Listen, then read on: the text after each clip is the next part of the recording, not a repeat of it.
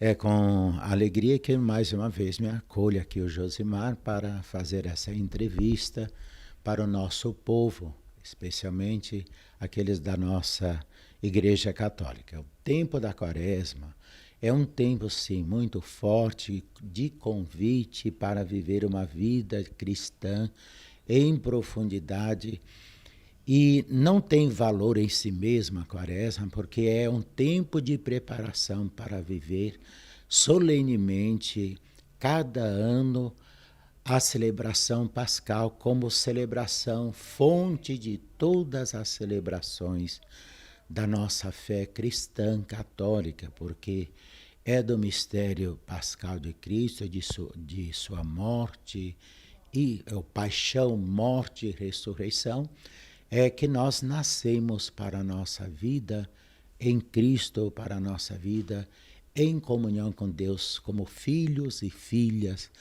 de Deus adotivo, como está na carta aos Efésios, no capítulo 1, versículo 5, que diz: Deus nos predestinou em Cristo para sermos adotados como filhos. Frei, nesse período agora, nós teremos alguma programação especial nas paróquias, na nossa paróquia, nas outras comunidades que o senhor atende? Como é que vai ser esse período agora da Quaresma? Tem alguma alteração? Como é que vai funcionar a programação?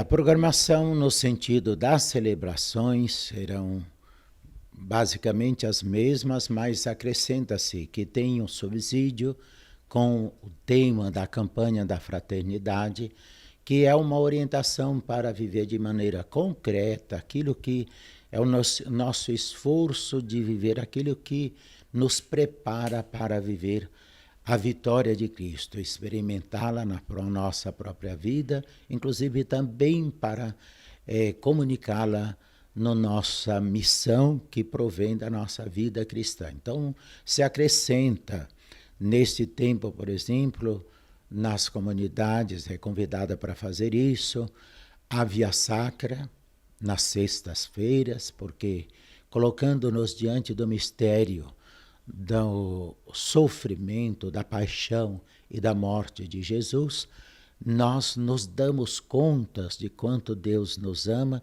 e nos motivamos para viver um caminho também de amor, resposta ao amor de Deus, mas no amor para também os irmãos. Por isso, as práticas próprias deste tempo é a busca da conversão ou a penitência, que é externa, mas é sobretudo o esforço interior de conformar-nos cada vez mais com a palavra de Deus, a obediência amorosa à própria vontade de Deus, como fez o próprio Cristo. Então, como seguidores de Cristo, é o tempo especial de nos abeirar da palavra de Deus para escutá-la, para refleti-la, para depois executá-la no dia a dia da nossa vida.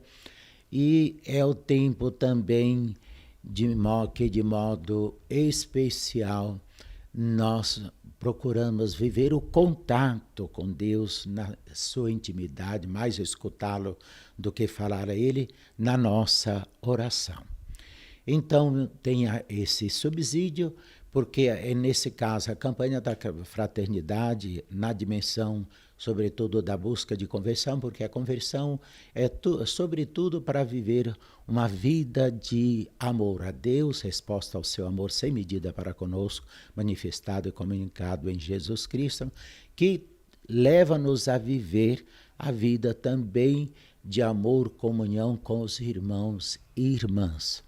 Inclusive, a esse propósito, hoje nós, no Evangelho da celebração da missa, que cada dia tem de maneira especial, próprio, é justamente o capítulo 25 sobre o juízo final, que seremos julgados pela prática do amor fraterno. Frei, o senhor citou a campanha da fraternidade. A CNBB, todos os anos, ela lança uma campanha, obviamente que essas campanhas são trabalhadas nas comunidades, né? Esse ano, voltada para a questão da fome, dai-lhes vos mesmos de comer, Mateus 14,16.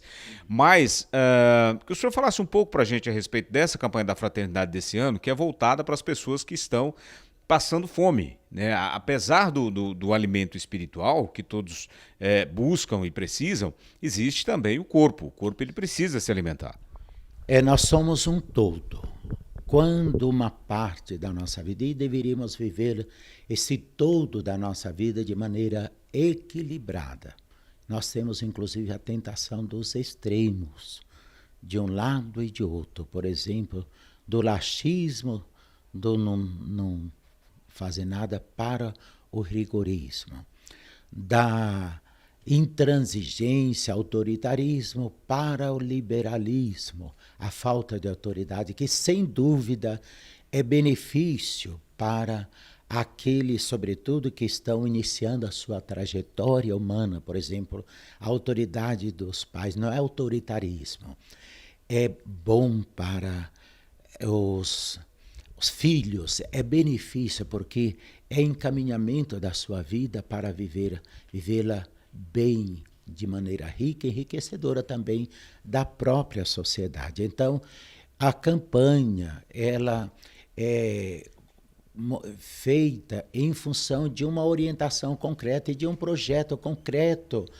de caridade, porque o jejum que nós fazemos nesse tempo, com esforço de autodomínio, de liberdade diante dos nossos condicionamentos, que são, inclusive, dentro da linha daquilo que é a necessidade da vida humana, por exemplo, o alimento, nós temos que comer para sobreviver.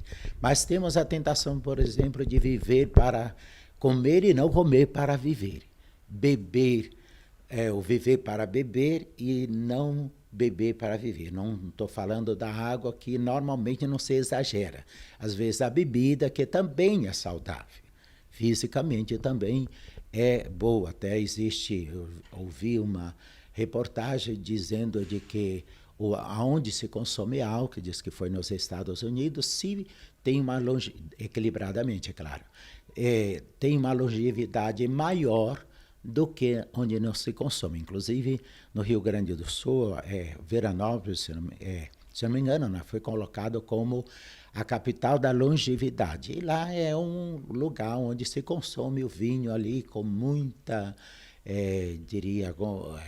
propriedade. Quase todas as famílias têm o seu parreiral e faz o seu vinho caseiro, e naturalmente isso ajuda. Então, no caso, pedido esse também tempo, autodomínio, mas esse é como renunciando também em solidariedade com quem tem necessidade do alimento físico, então, para ser doado.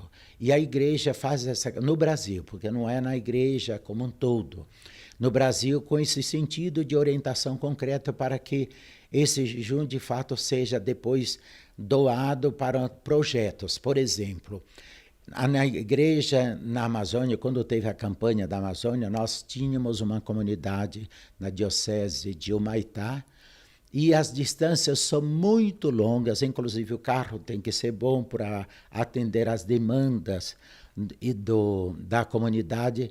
Então, muito longe, às vezes com pouquíssimas pessoas que não têm o mesmo direito de viver a sua fé como os demais. Então, para isso, na campanha, na nossa diocese, que eu morava em Ponta Grossa, e na época estavam os freis lá, foi enviado para diversos lugares, onde inclusive tinha padres ou evangelizadores da diocese ou do regional para obras para a comunidade. Por exemplo, os freis estavam construindo a igreja, e uma parte desse donativo da campanha foram para a Amazônia, nesse caso, para construir a igreja. É claro, porque isso depois economizaria, por exemplo, aquilo que é do dia a dia para as necessidades. Inclusive, nós, nessas regiões, antigamente, no Brasil, recebeu-se muito das igrejas de outros países, sobretudo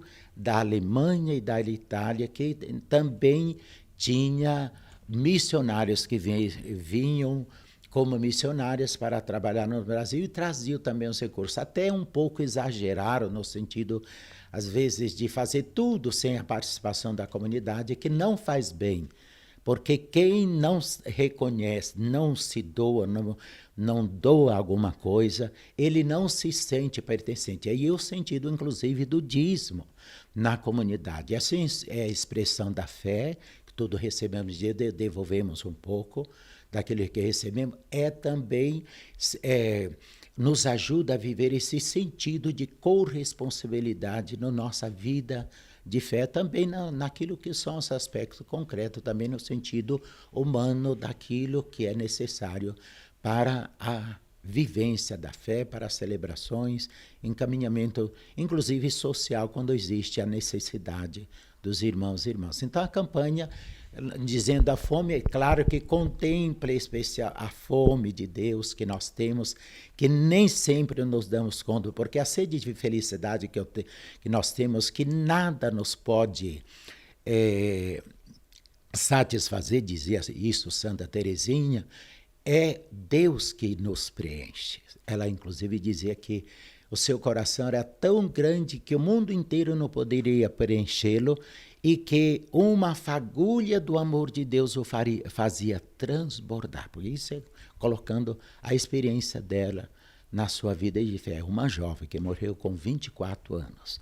Então, a campanha Nessa Fome contempla também essas necessidades físicas, mas, conjuntamente com essa, também remete para a realidade daquilo que é a nossa fome mais profunda, que é a fome de sentido e de felicidade que desejamos que seja plena e que nunca se esgote, que a fé cristã nos garante que Deus tem um plano de vida não só terrena, humana, mas também eterna. Frei, partindo agora para o lado prático, a nossa comunidade vai se arrecadar alimentos, vai se arrecadar fundos para destinar também para essa campanha da fraternidade desse ano? Para a campanha já é determinada, já desde o início, que existe uma coleta especial. Aqui, na realidade, na questão de recolher alimentos, propriamente não existe. Claro que é sempre bem-vindo, porque existe pessoas que vêm buscar. Embora que na nossa paróquia, o poder público, ao nosso prefeito, nosso governo municipal, ele tem todo um trabalho já social, até nós tínhamos parceria com eles, que aquilo que a gente doava era encaminhado, inclusive, pela assistente social também, que nos ajudava aqui nessa distribuição que nos eram trazidas. Então, é sempre bem-vindo, porém, o foco, nesse caso, com a campanha da fraternidade, é a coleta no domingo de Ramos, que depois é encaminhado para os projetos sociais. Uma parte vai para a CNBB, a maior parte fica na diocese, e cada paróquia, com esse recurso que normalmente é confiado à Caritas, como é que se diz, da igreja, chama Caritas brasileira, depois cada diocese normalmente é encaminhado para a realização dos projetos que são necessários para satisfazer aquilo para qual a campanha da fraternidade é instituída.